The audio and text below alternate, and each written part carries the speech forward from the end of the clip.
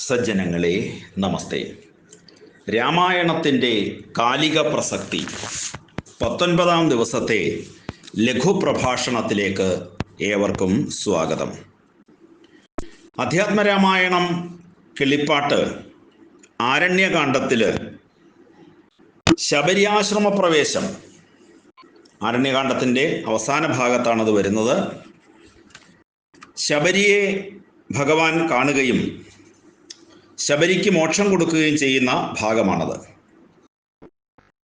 ശബരി മോക്ഷം ലഭിക്കാനായിട്ട് ശ്രീരാമന്റെ വരവ് കാത്തങ്ങനെ ഇരിക്കുകയാണ്.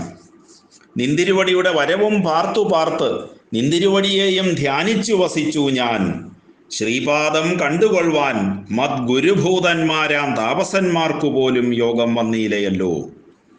എന്നിട്ട് ശബരി പറയുന്നുണ്ട്, ജ്ഞാനമില്ലാത്ത ഹീനജാതിയിലുള്ള മൂഢ, ഞാൻ ഇതിനൊട്ടും അധികാരിണിയല്ലയല്ലോ. ഞാൻ വളരെ താഴ്ന്ന ജാതിയിൽപ്പെട്ട ആളാണ്, ഞാനിതിനൊന്നും അധികാരിയല്ല എന്നെനിക്കറിയാം. എങ്കിലും എനിക്ക് അങ്ങയെ കാണാൻ കഴിഞ്ഞു. വാങ്മനോ വിഷയമല്ലാതൊരു ഭവദ്രൂപം, വാക്കുകൾക്കും മനസ്സിനും വിഷയമല്ലാത്ത അങ്ങയുടെ രൂപം കാണുവാനും അവകാശം വന്നത് മഹാഭാഗ്യം എന്ന് പറഞ്ഞുകൊണ്ട് ഭഗവാന്റെ പാതാരബിന്ദങ്ങളെ കൂപ്പി സ്തുതിക്കുകയാണ് ശബരി. ഇത് കേട്ടപ്പോൾ ഭഗവാൻ പറയുന്നു, എന്താ പറയുന്നത്? വളരെ പ്രസക്തമായ കാര്യങ്ങളാണ് ശ്രീരാമൻ ആ സമയത്ത് പറയുന്നത്. നമ്മളെല്ലാവരും കേൾക്കേണ്ട കാര്യം എന്താണ്? പുരുഷ സ്ത്രീ ജാതി ആശ്രമാദികളല്ല കാരണം മമ ഭജനത്തിന് ജഗത്രയേ. എന്നെ ഭജിക്കുന്ന ആള് പുരുഷനാകട്ടെ സ്ത്രീ ആകട്ടെ ഏത് ജാതിയാകട്ടെ ഏത് പേരാകട്ടെ ഏത് ആശ്രമത്തിൽ നിൽക്കുന്നവരാകട്ടെ, നോക്കുക, അങ്ങനെ ഒരു ഭേദവുമില്ല. എല്ലാവർക്കും എന്ത് ചെയ്യാം? ഭഗവാനെ ഭജിക്കാം. ഈ മൂന്ന് ലോകത്തിലുള്ള എല്ലാവർക്കും എന്നാണ് ജഗത്രയേ എന്നാ പറഞ്ഞേക്കുന്നത്. അപ്പൊ നമ്മൾ മനസ്സിലാക്കേണ്ട ഒരു കാര്യം, ഭഗവാനെ ഭജിക്കുന്നതിന് ആർക്കും ഒരു റെസ്ട്രിക്ഷൻ അല്ലെങ്കിൽ ഒരു നിയന്ത്രണമില്ല. എല്ലാവർക്കും, അവിടെ സ്ത്രീയെന്നോ പുരുഷനെന്നോ ഏത് ജാതിയെന്നോ ഏത് പേരെന്നോ ഒന്നും വ്യത്യാസമില്ല. ഏതാശ്രമത്തിൽ, ബ്രഹ്മചര്യമോ ഗാർഹസ്ഥ്യമോ വാനപ്രസ്ഥമോ സന്യാസമോ ഏത് ആശ്രമത്തിലാണെങ്കിലും അവർക്ക് ഭഗവാനെ ഭജിക്കാം. പിന്നെന്തു വേണം? ഭക്തിയൊന്നൊഴിഞ്ഞു മറ്റില്ല കാരണമേതും, മുക്തി വന്നിടുവാനുമില്ല മറ്റേതുമൊന്നും. ഭക്തി ഒഴിഞ്ഞ് വേറെ ഒന്നും വേണ്ട. ഭക്തി ഉണ്ടെങ്കിൽ തീർച്ചയായിട്ടും മുക്തി വരും. തീർത്ഥസ്നാനാദി തപോ ദാന വേദ അധ്യയന ക്ഷേത്രോപവാസ യാഗാദി അഖില കർമ്മങ്ങളാൽ ഒന്നിനാലും ഒരുത്തനും കണ്ടുകിട്ടുകയില്ല എന്നെ മദ്ഭക്തി ഒഴിഞ്ഞൊന്നുകൊണ്ടൊരു നാളും. ഭഗവാനോട് ഭക്തിയില്ലാതെ എത്ര തീർത്ഥയാത്ര നടത്തിയിട്ടും അവന് മുക്തി കിട്ടില്ല. സ്ഥാനത്ത് പോയി അവിടെ കുളിച്ചു തൊഴുതാലും പ്രയോജനമില്ല. എത്ര തപസ് ചെയ്താലും ഭക്തിയില്ലെങ്കിൽ പ്രയോജനമില്ല. എത്ര ദാനം ചെയ്താലും എത്ര വേദാധ്യയനം ചെയ്താലും ക്ഷേത്രത്തിൽ ഉപവസിച്ചാലും യാഗങ്ങൾ ചെയ്താലും ഭക്തിയില്ലെങ്കിൽ അവൻ എന്ത് കിട്ടില്ല? മുക്തി കിട്ടില്ല. അപ്പൊ പലപ്പോഴും ഈ പറഞ്ഞ കാര്യങ്ങളൊക്കെ എല്ലാവരും പലപ്പോഴും യാന്ത്രികമായിട്ട് ചെയ്യാറുണ്ട്. തീർത്ഥയാത്ര നടത്തും, പല പൂജകൾ നടത്തും, ക്ഷേത്രത്തിൽ പോകും, വഴിപാടുകൾ നടത്തും, തപസ് ധ്യാനം ഇതൊക്കെ ചെയ്യും, ദാനം ചെയ്യും, വേദം വായിക്കും, പഠിക്കും. ഇതൊക്കെ ചെയ്താലും ആ ആളിന് ചിലപ്പോൾ ഭക്തി ഉണ്ടാവില്ല. ഭക്തിയില്ലാതെ ചെയ്തിട്ട് ഒരു പ്രയോജനവും ഇല്ല. അതാ പറഞ്ഞത്. അപ്പോൾ ഭക്തി വേണം. എന്ത് ചെയ്താലും ഭക്തിയോടുകൂടി വേണം അത് ചെയ്യാനായിട്ട്. അതാണ് ഭഗവാൻ പറയുന്നത്. ഭക്തി ഉണ്ടെങ്കിൽ മാത്രമേ എന്നെ കണ്ടു കിട്ടുകയുള്ളൂ, ഇല്ലാത്തവർക്ക് കിട്ടില്ല. അപ്പോൾ ഇവിടെ പലരും ചിന്തിക്കാറുണ്ട്, ഞാൻ ഇഷ്ടം പോലെ വഴിപാട് കഴിക്കുന്ന ആളാണ് അല്ലേ, ഇപ്പോൾ ഫോണിലൊക്കെ വിളിച്ചാണ് വഴിപാട് പറയുന്നത്. ആ ക്ഷേത്രത്തിലേക്ക് പോകത്ത് പോലുമില്ല. മനസ്സിൽ യാതൊരു ഭക്തിയും ഉണ്ടാവില്ല, ഇതിലൊന്നും യാതൊരു വിശ്വാസവും ഉണ്ടാവില്ല. ഈ പറഞ്ഞ ഈശ്വരാരാധനയെയും ക്ഷേത്ര വിശ്വാസത്തെയും ഭക്തിയെയും ഒക്കെ തള്ളി പറഞ്ഞുകൊണ്ട് തെരുവ് നീളെ പ്രസംഗിച്ചുകൊണ്ട് നടക്കുകയും ചെയ്യും. എന്നിട്ട് സ്വന്തം കാര്യസാധ്യത്തിനായിട്ട് എവിടെയെങ്കിലും വഴിപാടുകളോ പൂജയോ ഒക്കെ ചെയ്യും. എന്നിട്ട് പ്രയോജനം കിട്ടുന്നില്ല എന്ന് പറഞ്ഞാൽ യാതൊരു അതിശയവുമില്ല. അവർക്ക് എന്തില്ല? യാതൊരു വിശ്വാസവുമില്ല ഈ കാര്യത്തിൽ, യാതൊരു ഭക്തിയുമില്ല, ഈശ്വരനെ അറിയണമെന്ന് യാതൊരു താല്പര്യവുമില്ല. സ്വന്തം കാര്യസാധ്യത്തിന് വേണ്ടി പലപ്പോഴും എന്താണ് ക്ഷേത്രങ്ങളിൽ പോവുകയും വഴിപാട് കഴിക്കുകയും ഒക്കെ ചെയ്യും. ചിലപ്പോൾ അത് പോകത്തോലുമില്ല. അപ്പം ഇങ്ങനെ എന്തുകൊണ്ടാണ് ചിലർ പറയാൻ അയാൾ പരമഭക്തനായിരുന്നു, എന്നിട്ട് എന്താണ് ഈ ദുർഗതി വരുന്നത്, എന്താണ് ഈ ദുരന്തങ്ങൾ വരുന്നതിന് കാരണം ഇതാണ്. അവർക്കൊന്നും ഇതിലൊന്നും യാതൊരു വിശ്വാസവുമില്ല, ഭക്തിയുമില്ല. വിശ്വാസമൊക്കെ ശരിക്കും പറഞ്ഞാൽ വേണ്ട ഒരു കാര്യമൊന്നുമല്ല. ഈശ്വരനെ വിശ്വസിക്കുകയല്ല വേണ്ടുന്നത്, ഈശ്വരനെ അറിയുകയാണ് വേണ്ടുന്നത്. ആദ്യം ഒന്ന് ഇതുണ്ടെന്നെങ്കിലും ഒന്ന് ധരിക്കണമല്ലോ, എന്നിട്ട് മതി അറിയുന്നതിലേക്ക് എത്താൻ. ഇതൊന്നും ഉണ്ടാവില്ല. അതുകൊണ്ട് ഈ ഭക്തി ഉണ്ടാവാൻ എന്ത് ചെയ്യണം? കേൾക്കുന്ന ഒരാൾക്ക് നമുക്ക് തോന്നും, ഇപ്പം എനിക്ക് ഭക്തി ഉണ്ടോ ഇല്ലയോ എന്ന് എങ്ങനെ തിരിച്ചറിയാൻ പറ്റും?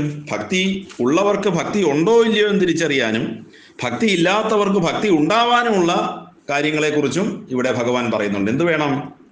മുഖ്യ സാധനമല്ലോ സജ്ജന സംഗമം.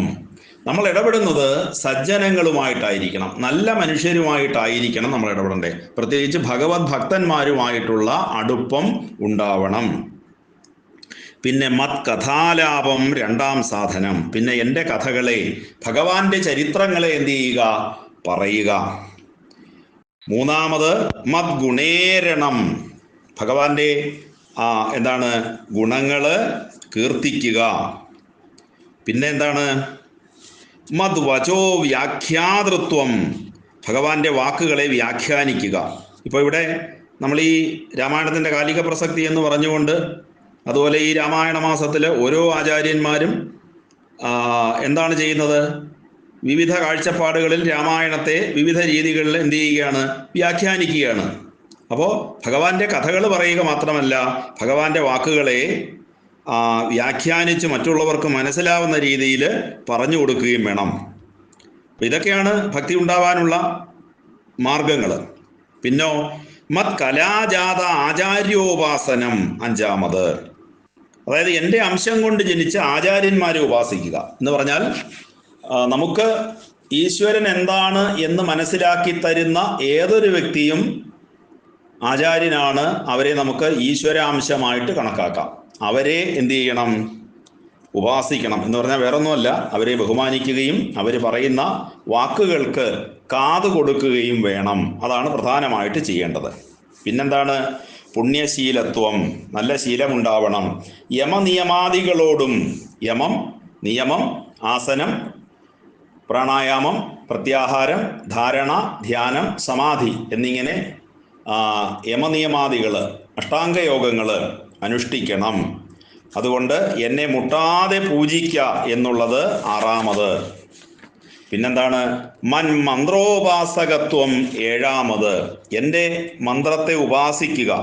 ഇപ്പോൾ വാൽമീകി രാമ രാമ രാമ രാമ എന്ന് ആ രാമമന്ത്രത്തെ ഉപാസിച്ചതിൻ്റെ ഫലമായിട്ടാണ് അദ്ദേഹം കാട്ടാളത്വത്തിൽ നിന്ന് കവിത്വത്തിലേക്ക് എത്തിയത്.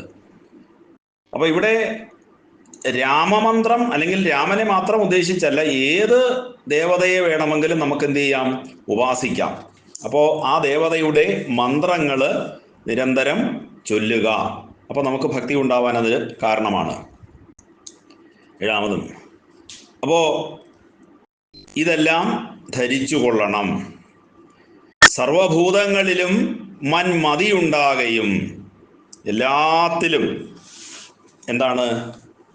ഈശ്വരൻ തന്നെയാണ് എന്ന ചിന്തയുണ്ടാവുക. ആത്മവൽ സർവഭൂതാനി എന്ന് ഭഗവത്ഗീതയിൽ പറയുന്നുണ്ട്. അത് തന്നെയാണ് ഇവിടെ സർവഭൂതങ്ങളിൽ മതിയുണ്ടാകുക. ഭഗവാനാണെന്ന ചിന്തയുണ്ടാവണം എല്ലാത്തിലും. സർവദാ മദ്ഭക്തന്മാരിൽ പരമാസ്തിക്യവും, എൻ്റെ ഭക്തന്മാരോട് ഭക്തി ഉണ്ടാവണം, ബഹുമാനം. സർവബാഹ്യാർത്ഥങ്ങളിൽ വൈരാഗ്യം ഭവിക്കുകയും, എല്ലാ ലൗകിക വിഷയങ്ങളിലും വിരക്തി ഉണ്ടാവണം. പുത്ര മിത്ര അർത്ഥകളത്രാദി സംഗമം എത്രയും അല്പകാലസ്ഥിതമോർക്ക് നീ എന്ന് ലക്ഷ്മണനോട് ശ്രീരാമൻ പറഞ്ഞത് നമുക്ക് ഓർമ്മയുണ്ടാവും. സർവലോകാത്മാ ഞാൻ എന്ന് എപ്പോഴും ഉറക്കുകയും, സർവലോകത്തിനും ആത്മാവായിട്ടുള്ളത് ഞാൻ തന്നെയാണ്, സാക്ഷാൽ പരമാത്മാവ് തന്നെയാണെന്ന് നമ്മൾ ചിന്തിക്കണം. തത്വവിചാരം കേള് ഒമ്പതാമത് ഭദ്രേ. ഭഗവാന്റെ തത്വവിചാരം അതാണ് 9ാമത്തേത്. ചിത്തശുദ്ധിക്കു മൂലം ആദിസാധനം നൂനം. ഇങ്ങനെ ഇവിടെ 9 കാര്യങ്ങൾ, അതാണ് നമ്മൾ നവധാഭക്തി എന്ന് പറയുന്നത്. ആ നവധാഭക്തിയെക്കുറിച്ച് വളരെ വിശദമായിട്ടാണ് ഭഗവാൻ നമ്മളോട് പറഞ്ഞത്. ഉക്തമായതു ഭക്തി സാധനം നവവിധം, ഉത്തമേ ഭക്തി നിത്യമാർക്കുള്ളൂ വിചാരിച്ചാൽ. അപ്പം അങ്ങനെ ആ വഴിയിലൂടെ സഞ്ചരിക്കണം. ഇവിടെ ശരിക്കും ശബരി ഒരു കാട്ടിൽ ജനിച്ചു വളർന്ന ഒരു സ്ത്രീ ആണെങ്കിൽ പോലും ഈ പറഞ്ഞ എല്ലാ മാർഗങ്ങളിലൂടെയും ശബരി സഞ്ചരിച്ചു വന്ന ആളാണ്. അതുകൊണ്ട് ഭക്തി ഉണ്ടാവും, അതുവഴി മുക്തിയും ലഭിക്കും. പിന്നെ തിര്യക് യോനിജങ്ങൾക്ക് എന്നാകിലും മൂഢമാരാം നാരികൾക്കെന്നാകിലും പുരുഷനെന്നാകിലും പ്രേമലക്ഷണയായ ഭക്തി സംഭവിക്കുമ്പോൾ വാമലോചനേ മമ തത്വാനുഭൂതി ഉണ്ടാം. തിര്യക്കുകളാണെങ്കിലും അതുപോലെ മൂഢന്മാരാണെങ്കിലും സ്ത്രീകളാണെങ്കിലും പുരുഷനാണെങ്കിലും, അവിടെ സ്ത്രീ എന്ന് പറഞ്ഞ് സ്ത്രീയെ താഴ്ത്തിക്കെട്ടുകയല്ല ചെയ്യുന്നത്. സ്ത്രീയോ പുരുഷനോ ഏതായാലും ഭക്തിയുണ്ടായാൽ ഭഗവാന്റെ തത്വാനുഭവങ്ങൾ അവർക്കുണ്ടാവും. തത്വാനുഭവ സിദ്ധനായാൽ മുക്തിയും വരും. തത്ര ജന്മനി മർത്യന് ഉത്തമതബോധനെ. ആ ഭഗവാന്റെ തത്വാനുഭൂതി ഉണ്ടായിക്കഴിഞ്ഞാൽ, അത് സിദ്ധമായി കഴിഞ്ഞാൽ മുക്തി വരും. അതുകൊണ്ട് എന്തു വേണം? ആകയാൽ മോക്ഷത്തിന് കാരണം ഭക്തി തന്നെ. ഭഗവതാഠ്യേ ഭഗവത് പ്രിയേ മുനിപ്രിയേ. ഭക്തിയുണ്ടാക കൊണ്ട് കാണായി വന്നത് തവ മുക്തിയും അടുത്തത് നിനക്ക് തബോധനെ. അപ്പോൾ ഇവിടെ നിനക്ക് എന്താണ്? മുക്തിയും കിട്ടും എന്ന് പറയുന്നു. അപ്പോൾ ഇപ്രകാരം നമ്മൾ ആ നവതാഭക്തിയെക്കുറിച്ചാണ് നമ്മളിന്ന് ചർച്ച ചെയ്തത്. തീർച്ചയായിട്ടും നമ്മൾ ഓരോരുത്തരും ഭക്തി ഉള്ളവരായിത്തീരണം. ജ്ഞാനം വേണം, അതുപോലെ കർമ്മയോഗം വേണം, ഭക്തിയോഗവും വേണം. ഇതാണ് നമ്മൾ ഇന്ന് മനസ്സിലാക്കിയ കാര്യം. ഈ ഭാഗത്തിൻ്റെ വിശകലനം അവസാനിക്കുകയാണ്. തുടർന്നുള്ള ഭാഗങ്ങൾ നമുക്ക് അടുത്ത ദിവസം ചർച്ച ചെയ്യാം. എല്ലാവർക്കും നല്ല ഒരു ദിനം ആശംസിച്ചുകൊണ്ട് നിർത്തുന്നു. നമസ്തേ.